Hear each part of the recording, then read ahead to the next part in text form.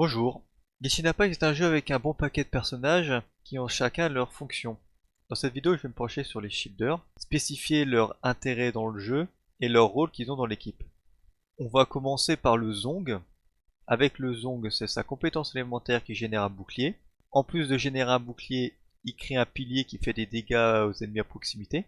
Son bouclier est le plus fort du jeu. Étant donné qu'il est géo, il a une résistance accrue sur tous les types de dégâts, donc élémentaires ou physiques, qui le rend particulièrement efficace.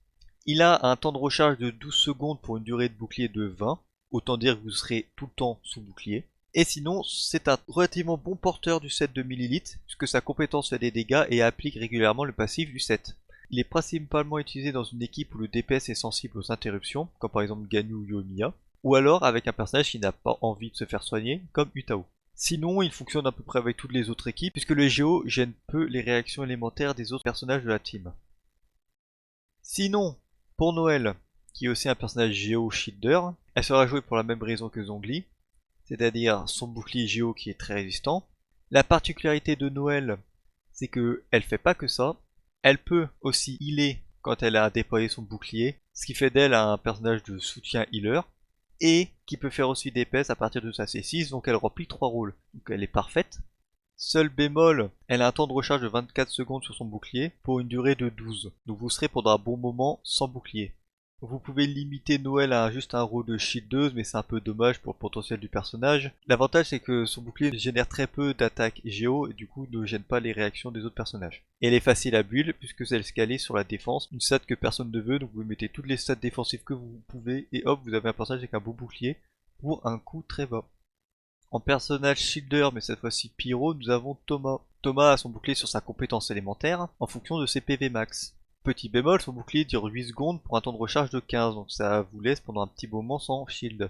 Sa constellation 1 permet de réduire de 3 secondes le temps de recharge de sa compétence élémentaire. Néanmoins, ça reste quand même un temps de recharge de 12 secondes pour un bouclier qui dure 8, donc ça reste pas top, hélas. Comme c'est un bouclier élémentaire pyro, elle absorbe efficacement les dégâts pyro, mais moins les autres types de dégâts. Alors, ne comptez pas sur un bouclier de feu pour bloquer de l'eau. Thomas rentre dans des équipes, par exemple avec Utao, afin de bénéficier de la résonance pyro, même si c'est pas très utile pour Utao. Pour une team avec Yoimiya ou d'autres DPS pyro, ça peut être pas mal pour la résonance, ça apporte un shield, ce qui est bien. Mais vous aurez tendance à préférer un Bennett pour la résonance, puisque Bennett apporte plus que juste un shield. Thomas, je suis désolé, mais t'es pas assez bon. Thomas dans une équipe Dendro, où il fait des réactions de bourgeonnement pour faire exploser les noyaux Dendro et faire des explosions de partout. Il est intéressant, mais ce sera pas pour le shield que vous allez jouer, mais pour plutôt l'application pyro qu'il génère, avec son déchaînement élémentaire. Donc hélas, en tant que shielder, il a pas trop sa place dans les teams. Toujours dans les personnages shielder, pyro, nous avons Xinyan, qui a son bouclier sur sa compétence élémentaire. Seul bémol, c'est que son bouclier a 3 niveaux, et qu'il faut toucher au minimum 2 ennemis pour avoir un bouclier de niveau 3, donc un bouclier plus résistant. Son bouclier est efficace en fonction de la défense de Xinyan. Elle a un temps de rechargement de 18 secondes pour une durée de 12, ce qui est pas ouf. Au niveau de son utilité, elle a la constellation 4 qui permet de réduire les résistances physiques des ennemis touchés par sa compétence élémentaire de 15%, ce qui est pas trop mal. Néanmoins, la réaction de supraconduction, donc cryo et électro, permet de réduire pendant quelques secondes la résistance physique des ennemis de 40%. Entre 15 et 40%, y a pas photo, hein. Pour une team physique, c'est quasiment obligatoire d'avoir un électro et un cryo. Donc Xinyan qui est là avec du pyro qui va foutre en l'air les réactions des autres en faisant de la fonte ou de la surcharge, elle a pas vraiment sa place. Si le bonus avait été intéressant, oui, mais le bonus n'est pas intéressant, donc c'est un peu dommage. Sinon, si vous arrivez à générer en permanence des boucliers de niveau 3, elle génère des ondes avec ce dit bouclier, et du coup elle peut appliquer facilement l'effet du 7 ml et booster l'attaque de la team. Donc ça reste quand même assez intéressant juste pour ça. Je l'aime bien Xinyan, j'ai pas envie d'en dire du mal, hein. Mais elle est pas performante. Et sinon, en dernier personnage pyro shielder, nous avons Yanfei, ou Tankfei dans ce cas-là, puisqu'elle crée un bouclier au déclenchement de son déchaînement élémentaire, qui a un temps de recharge de 20 secondes et qui dure 15 secondes. Bon, c'est pas trop mal. Uniquement à partir de la C4 en fonction des PV de Xinyan. Donc vous la build PV et recharge d'énergie pour avoir un maximum de fois votre ulti et un maximum de PV pour que vos boucliers soient importants. Pour le coup, Yanfei est assez intéressante dans une team Utao, malgré le fait que pendant 5 secondes Utao soit sans protection, mais il faut profiter de ce moment-là pour faire une rotation avec vos sub DPS. Le bouclier ne génère pas d'impulsion de feu ou des dégâts supplémentaires sur le terrain. Du coup, Yanfei ne pique pas la réaction de Yutao. Ça permet à Yutao de maximiser son DPS et juste d'avoir un shielder, et c'est tout. Mais si vous voulez jouer Yanfei, je vous conseille quand même de la jouer en DPS parce qu'elle vaut le coup d'un 4 étoiles qui tabasse bien. Mais en tant que shieldeuse, elle est bien. En fait, c'est un bon 4 étoiles. Changeons un peu d'éléments pour aller dans le cryo. Nous avons Diona, qui est une excellente support cryo.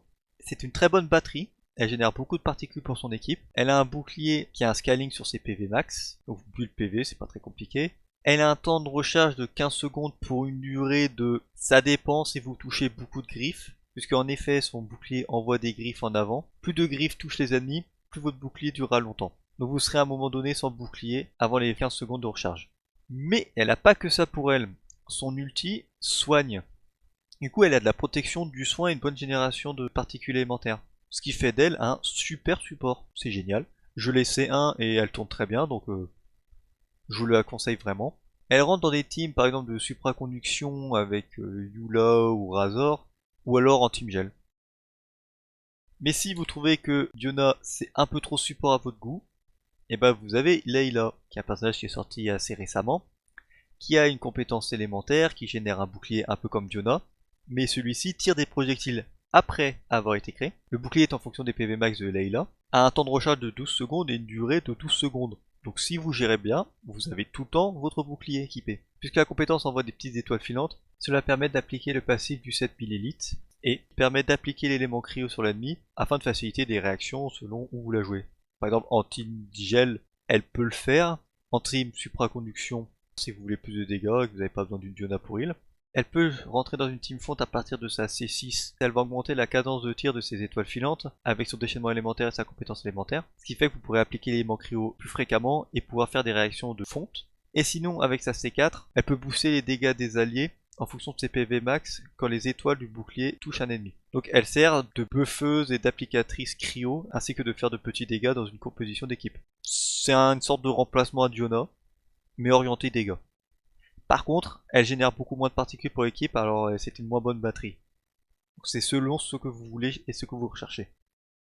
Et pour finir, nous avons un personnage électro qui possède un bouclier, Beidou, à partir de sa C1, où son déchaînement élémentaire crée un bouclier en fonction des PV max de Beidou, seulement 16%, pendant 12 secondes.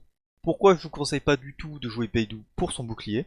C'est seulement un plus, c'est parce que 16% des PV max, c'est pas beaucoup, et Beidou n'a pas d'intérêt d'avoir des PV max, puisque aucune de ses compétences ou des attaques bénéficie d'un scaling PV. Sa compétence élémentaire, effectivement, elle a besoin de PV, néanmoins, c'est juste sa posture de parade. Une fois que sa compétence est relâchée, elle n'a pas de bouclier. C'est juste pendant la compétence qu'elle a une protection supplémentaire. Donc ça n'en fait pas un shielder.